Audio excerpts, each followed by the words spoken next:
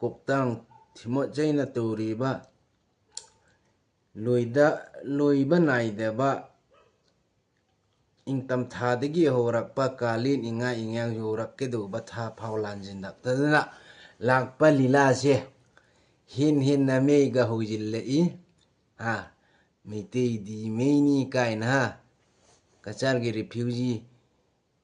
amana CMO na mapham na phamjilakpa amuk ka hajik non confident motion yaw da bida mapham si thadak ta leriba nupa gi sigumba sakthu nupa gi lila se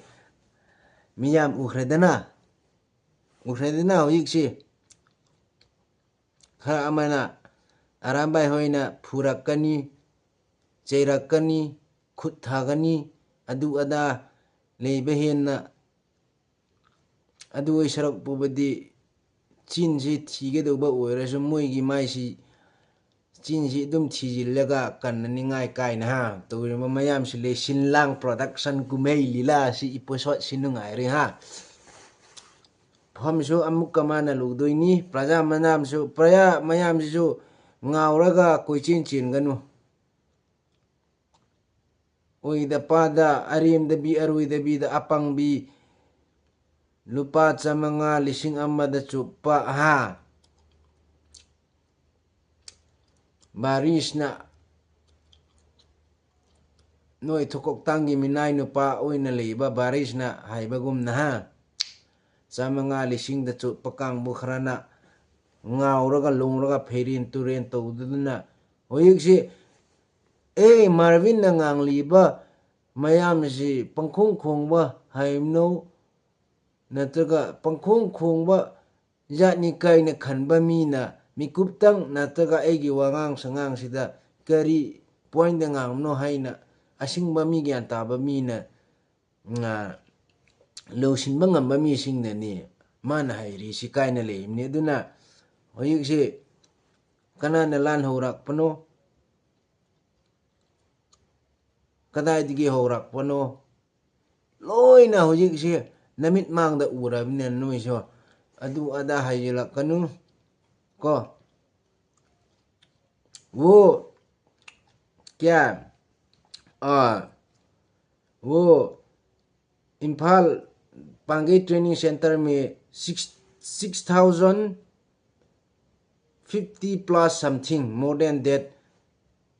sophisticated weapons load kar diya in the order of CM Biren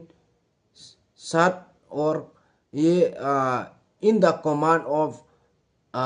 ye Arambai leader Korongan ba और इनका पीछे में ये एक ऐसे एक इंची में थोड़ा लंबा वो उसका नाम हम एक नाम लवली नाम दे दिया था और छोटा भीम शेकमाई पकेट dog Alice Robin Mangang Khorakpam ये वो लोग ने 6,050 plus something sophisticated weapons loot कर दिया और कल और ये एक दिन दो दिन चल दिया वो लोग ने वो लोटे वेपन्स लोग सरेंडर कर दिया और उसका बारिश में सरेंडर करने का टाइम में sophisticated 6,050 plus something तो कहा गया था और अभी वो उन लोग ने इम्फाल बाजार में ये पाजी पंजाबी लोग ने बिक्री करने वाला ये गन हाउस को तोड़ दिया और गन हाउस में वो डबल बैरल सिंगल लोग तो सब फिर लूट कर दिया वो वाला फिर सबमिट कर दिया वो इनका बीच में सेंट्रल गवर्नमेंट और हायर अथॉरिटी ने वो थोड़ा दिखाने के लिए थोड़ा आप लोग का किसे बोलेगा आप लोग का काम बहुत जरूरी है बहुत नेसेसरी है अदुने स्वाइदा अदु अमदा थमदो से हुजिक हंदक मतंग से यूट्यूबर मचा आई याम जावरा ई के Mereba magi pokna phom thaduk tudna magi thawai chin biraga mathun thangatlaga kachar hojai waida pallaga YouTuber nekaina shemaga ani ahum pepa ngangba oida pada kasubi macha ani leramine masi ani na turise amadi hoy romita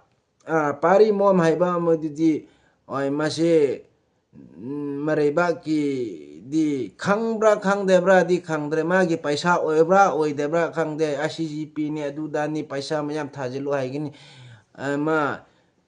lising yangkai phangbadu da mana lising kya du khonga pada pibra migi paisa mayam pangna basing du ma person kya sabra adu karak ti magi oikhre noigi like magi karak oikhre egi thobudi leite adu amane madu nupisu oktabi ma se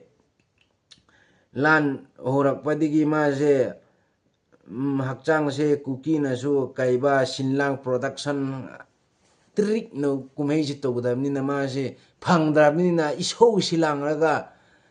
kaino ama torgas adum machin si khara thiraga adu da sire ada da sire hai he ga loga numidang haji yardi asi ana yekti noi mising ta oyame de adu wari du ama wakha adu da thoibanali couple haibra YouTuber macha ama kaino su phangdeba upload video to ba khuding osma se mamai se mai thong se kalliaba ikai ba khangdiaba ma hojai kacharda lega ngeng tawdunna masak ikhu khuthi duga tingkhang kuling ka aba malaga mai thong magi masak tuga hogdongi mai thong ket face to malaga reels ga kharatu bi aduga noigi nareba ki ka basrom da paliba Manipur gi nupi adu adaga ngangdana kaino ma tawduna mi ga masin nupi si jam khatlene yam mashoga yam langine uchik sendra me de jaiba akang ga manbi duga moi noi gumba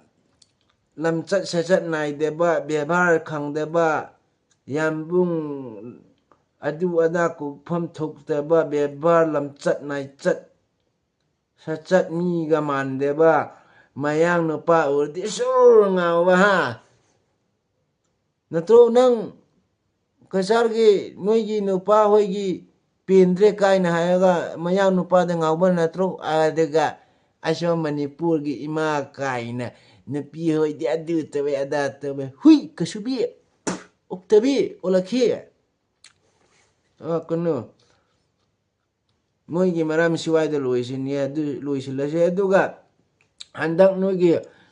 nayamba kurungan mane aduga sakmai pukadok chatabum eke na kitang wangman nupa hoigi aramba hoigi lila je siam nga moi paina to na nga manaba mathukla krenoi su uram ngani noigi nayamba promote ko isin nupa ha haitare itawi ha kai Marvin gi manau thokpra haitare ka ba khoi gi blow up noi gi blow promoting na ju kai nom di thile noi uram ni na horak pa ju kadai dano hujik lansi loi ningai di hot na ro kai gi no haire di noi gi arambai tengol adu adda lanmi ma khei adai di MLA khara adai di noi gi BJP gi senior officer minister adu da aduga noi gi koktang na lu singa relief gi lakni ngai khak ne te adu kha package haidai mayam je lan gi khudong cha ba si loraga arambai nungrai adu alang athite pu adu da adu khangdre ba tang percent si yen naraga hoi nong ama phausu hajira da tal hajira phau nong bagi suba phangdradi hingba ngamde ba kangbu na kamaina chahi ani sila aga mi lising hen na kedas lising hen na niti hapta ko ding yesang hau ba